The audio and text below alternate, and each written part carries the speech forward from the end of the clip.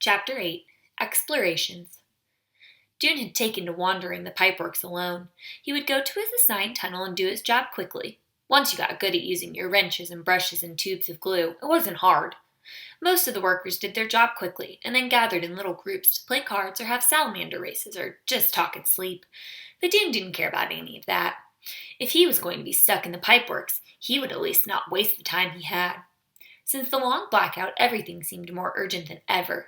Whenever the lights flickered, he was afraid the ancient generator might be shuddering to a permanent halt.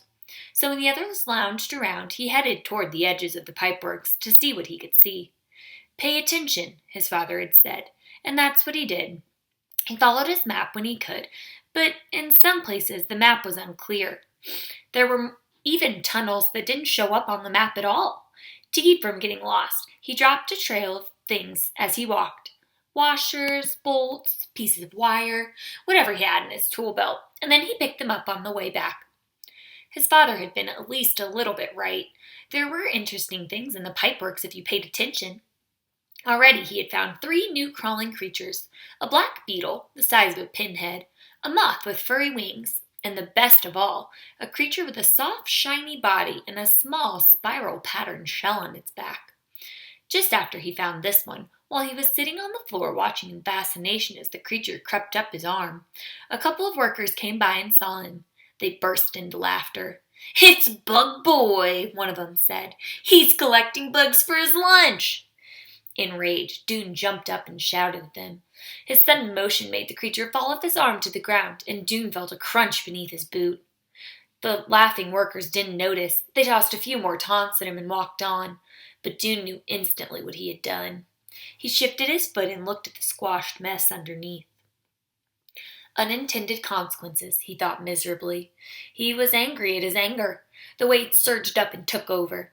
He picked up the bits of shell and the goo off his sole of his boot and thought, "I'm sorry. I didn't mean to hurt you." In the days that followed, Jeanne went farther and farther into the pipeworks, holding on to the hope that he might find something, not only interesting but important. But what he found didn't seem important at all. Once he came upon an old pair of pliers that someone had dropped and left behind. Twice he found a coin. He discovered a supply closet that appeared to have been completely forgotten, but all it held were some boxes of plugs and washers and a rusty box containing shriveled bits of what must have once been someone's lunch. He found another supply closet at the far south end of the pipeworks. At least, he assumed that's what it was. It was at the end of a tunnel with a rope strung across it. A sign hanging from the rope said, "Caved in. No entry." Jeanne entered anyway, ducking under the rope. He found no sign of a cave-in, but there were no lights. He groped his way forward for 20 steps or so, and then there, the tunnel ended in a securely locked door. He couldn't see it, but he felt it. He traced his steps, ducked back under the rope again, and walked on. A short distance away, he found a hatch in the ceiling of the tunnel, a square wooden panel that must lead, he thought, up into the storerooms. If he'd had something to stand on, he could have reached it and tried to open it, but it was about a foot above his upstretched hand. Probably it was locked anyhow. He wondered if the builders had used openings like these during the construction of the city to get more easily from one place to another.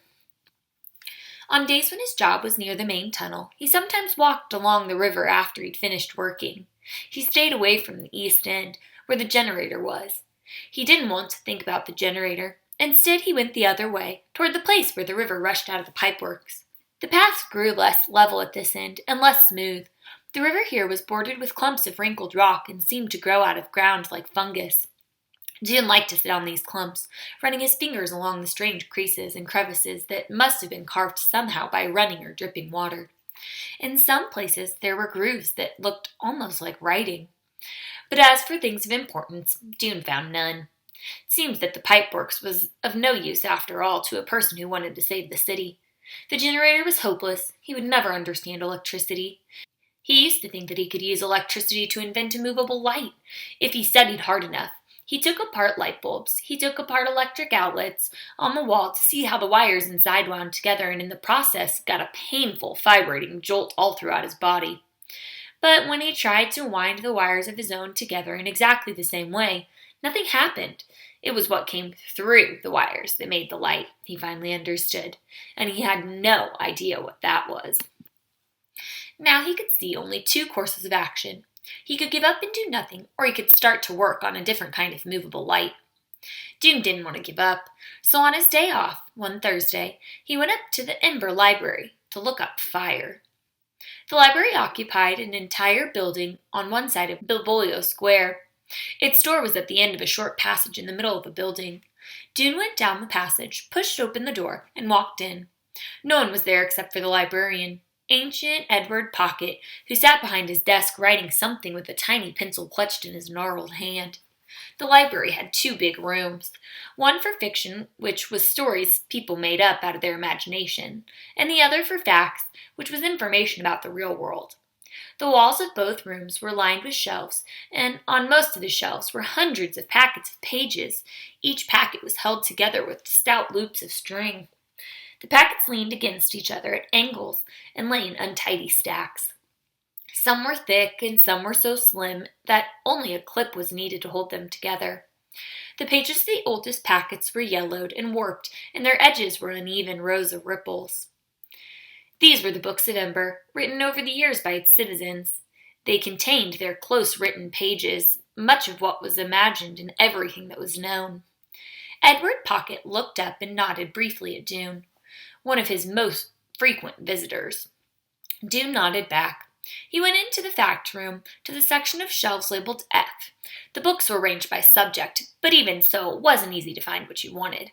A book about moths, for instance, might be under M for moths, or I for insects, or B for bugs.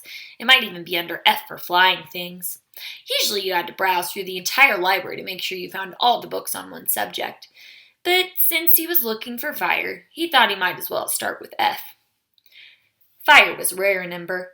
When there was a fire, it was because there had been an accident. Someone had left a dish towel too close to the electric burner on a stove, or a cord had frayed and sparks had flown out and ignited the curtains.